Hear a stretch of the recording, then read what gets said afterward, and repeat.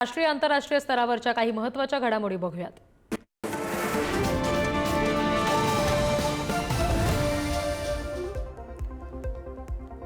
पंतप्रधान नरेंद्र मोदी आज फिलिपिन्सचे राष्ट्रपती फर्डिनांड आर मार्कोस ज्युनियर यांची भेट घेणार आहेत। नवी दिल्लीतील हैदराबाद हाऊसमध्ये या दोन्ही नेत्यांमध्ये विविध मुद्द्यांवर द्विपक्षीय चर्चा होणार आहे। फिलिपिन्सचे राष्ट्रपती सध्या भारताच्या दौऱ्यावर आहेत। दक्षिण चीन समुद्रातील मुक्त नौवहनाच्या दृष्टीने ही महत्त्वाची भेट मानली जाते आणि भारत आणि फिलिपिन्स यांच्यातील राजकीय संवाद आणि समुद्री सहकार्याला अधिक बळकटी देणारी सुद्धा ही बैठक असणार आहे असं समजलं जात आहे।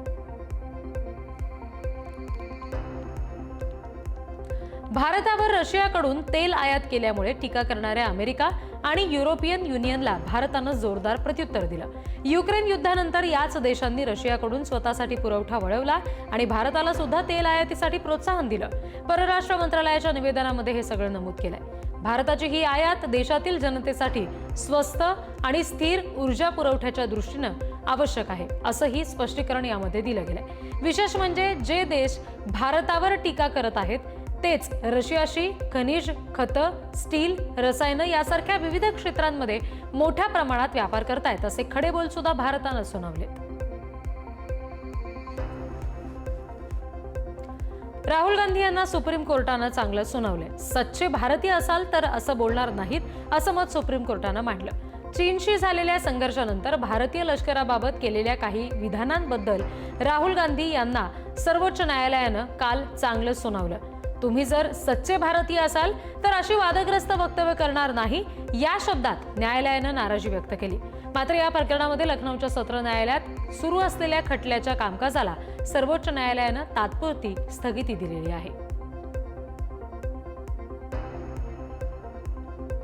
झारखंड मुक्ती मोर्चाचे संस्थापक आणि माजी मुख्यमंत्री शिबू सोरेन यांचं पार्थिव त्यांच्या रांची इथल्या निवासस्थानी आणण्यात आलं आणि काल त्यांचं दिल्लीमध्ये रुग्णालयात प्रदीर्घ आजारानं निधन झालं होतं। वयाच्या 81व्या वर्षी त्यांनी अखेरचा श्वास घेतला आणि त्यांच्यावर आज अंत्यसंस्कार केले जाणार आहेत। झारखंड सरकारनं त्यांच्या सन्मानार्थ 3 दिवसांचा शासकीय दुखवटा जाहीर केलेला आहे। त्यांच्या निधनानंतर राजकीय वर्तुळातून शोक व्यक्त होतोय। पंतप्रधान नरेंद्र मोदी, राष्ट्रपती द्रौपदी मुर्मू यांच्यासह अनेक नेत्यांनी त्यांना श्रद्धांजली वाहिली आहे।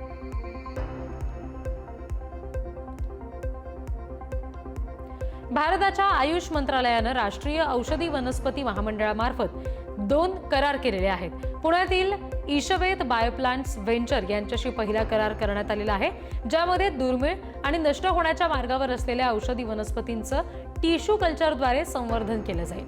तर दुसरा करार नवी दिल्लीतील all India institute of Ayurveda and AIIMS यांच्यासोबत झालाय, ज्यामध्ये एम्स परिसरात राष्ट्रीय औषधी वनस्पती उद्यान स्थापनेचा निर्धार केला गेलेला आहे आणि या करारामुळे शेतकऱ्यांना फायदा होईल आणि समाजात औषधी वनस्पतींच्या महत्त्वाबाबत जनजागृती होईल असं आयुष मंत्री प्रतापराव जाधव यांनी म्हटलेलं आहे। प्रज्वल रेवण्णाची अग्रहारा तुरुंगामध्ये रवानगी करण्यात आली। घरात काम करणाऱ्या महिलेवर अत्याचार आणि अश्लील व्हिडिओ प्रकरणामध्ये प्रज्वल रेवण्णाला दोषी ठरवत जन्मठेपेची शिक्षा सुनावण्यात आली आहे। त्याला 15,528 हा कैदी क्रमांक दिला गेलाय। एकेकाळचे माजी खासदार आणि माजी पंतप्रधान HD देवेगौडा यांचे नातू अशी त्यांची ओळख होती। आता ते अग्रहारा तुरुंगात कैदी म्हणून वावरतात। प्रज्वल रेवण्णा तुरुंगात अस्वस्थ आणि रात्री झोपतही नाहीत अशी माहिती आहे।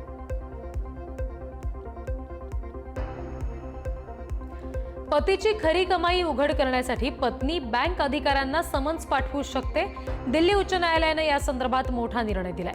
दिल्ली उच्च न्यायालयाने एक महत्त्वाचा निर्णय देताना स्पष्ट केलाय की पतीने त्याची खरी आर्थिक स्थिती लपवण्याचा प्रयत्न केला तर पत्नीला बँक अधिकाऱ्यांना समन्स देण्याचा अधिकार आहे।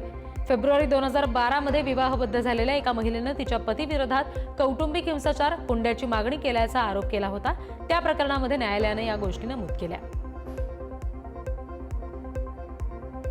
दिल्लीमध्ये महिला खासदाराची सोनसाखळी चोरीला गेली। दिल्लीत सर्वात सुरक्षित मानल्या जाणाऱ्या चाणक्यपुरीमध्ये साखळी चोरीला गेली आणि त्यामुळे दिल्लीत महिला सुरक्षेचा प्रश्न पुन्हा एकदा उपस्थित झालाय।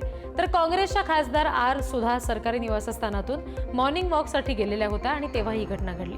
चोरांनी त्यांची सोनसाखळी हिसकावली, त्यामुळे त्यांच्या गळ्याला जखम झाली आहे। सुधा यांनी FIR दाखल करत संसदेत प्रश्न उपस्थित करणार असल्याचं सुद्धा सांगितलंय। पोलिसांकडून या आरोपीचा शोध सध्या सुरू आहे। माजी क्रिकेटपटू नवजोत सिंग सिद्धू यांच्या पत्नीच्या फसवणूक प्रकरणात आज सुनावणी झाली आहे. सुनावणीवेळी पंजाब आणि हरियाणा उच्च न्यायालयानं आरोपी गगनदीप सिंगला भारतात परत येत पोलिसांसमोर आत्मसमर्पण करण्याचे आदेश दिलेत. शिवाय न्यायालयानं आरोपीचं पासपोर्ट सुद्धा जप्त करण्याचे निर्देश दिलेत. 2024 मध्ये आरोपीनं नवजोत कौर सिद्धू यांची गुंतवणुकीच्या नावाखाली 10 कोटींची फसवणूक केली होती, तर आरोपीने कौर यांच्यासह त्यांच्या भाऊ आणि मेहुणीची सुद्धा फसवणूक केली होती. या फसवणुकीनंतर तो दुबईला पळून गेलेला. केंद्रीय रेल्वे मंत्री अश्विनी वैष्णव यांनी देशातील पहिली बुलेट ट्रेन लवकरच सुरू होणार असल्याची मोठी घोषणा केली आहे. देशातील भावनगर इथून अयोध्या एक्सप्रेस, रेवा पुणे एक्सप्रेस या गाड्यांना हिरवा झेंडा दाखवल्यानंतर त्यांनी ही घोषणा केली. तर भारताची पहिली मुंबई अहमदाबाद दरम्यान बुलेट ट्रेन धावणार आहे असं त्यांनी सांगितलं. 508 किलोमीटरचं अंतर फक्त 2 तासात पार होणार आहे. तिरुपती बालाजीच्या दर्शनासाठी आता मोठ्या रांगेत उभं राहण्याची गरज तुम्हाला भासणार नाही.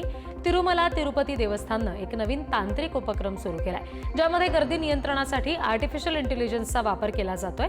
TTDचा दावा आहे की या प्रणालीद्वारे जिथे पूर्वी दर्शनासाठी 8 ते 12 तास लागत होते, तिथे आता तीच प्रक्रिया फक्त 2 तासात पूर्ण करता येणार आहे. ही योजना सध्या चाचणी टप्प्यात आहे आणि गुगल आणि TCS सारख्या मोठ्या कंपन्यांच्या सहकार्यानं विकसित केली जाते. श्रीनगरच्या हरवान परिसरात 28 जुलै रोजी झालेल्या ऑपरेशन महादेव दरम्यान मारण्यात आलेले 3 दहशतवादी हे पाकिस्तानचे नागरिक असल्याचं स्पष्ट झालंय. सुरक्षा यंत्रणांनी त्यांच्या शवावरून सापडलेली पाकिस्तानी कागदपत्र, बायोमेट्रिक्स आणि पाकिस्तानमधील सरकारी डेटाबेस यांच्या संदर्भातील डेटा या आधारे त्यांची ओळख पटवली आहे. मारले गेलेले 3 दहशतवादी लष्कर-ए-तोयबाचे वरिष्ठ कमांडर होते. DNA, सॅटेलाइट फोन आणि चॉकलेट यामुळे या दहशतवाद्यांची ओळख पटवण्यास मदत झाली. अमेरिकेनं अलीकडे रशियन सीमेजवळ 2 अणुबोटी तैनात केल्यानंतर रशियानं आपली सामरिक ताकद दाखवण्याच्या उद्देशानं सरमाटवर पुन्हा एकदा लक्ष केंद्रित केलेलं आहे आणि त्यामुळे चिंता व्यक्त होतीये. रशियानं RS-28 सरमाट आंतरखंडीय बॅलिस्टिक क्षेपणास्त्र विकसित केलंय आणि त्याला सॅटिन 2 या नाटोनं दिलेल्या टोपण नावानं सुद्धा ओळखलं जातं. हे क्षेपणास्त्र सध्या जगातील सर्वात घातक क्षेपणास्त्रांपैकी एक मानलं जातं. 18,000 किलोमीटर इतकी प्रचंड रेंज असलेलं हे क्षेपणास्त्र उत्तर आणि दक्षिण ध्रुवावरून सुद्धा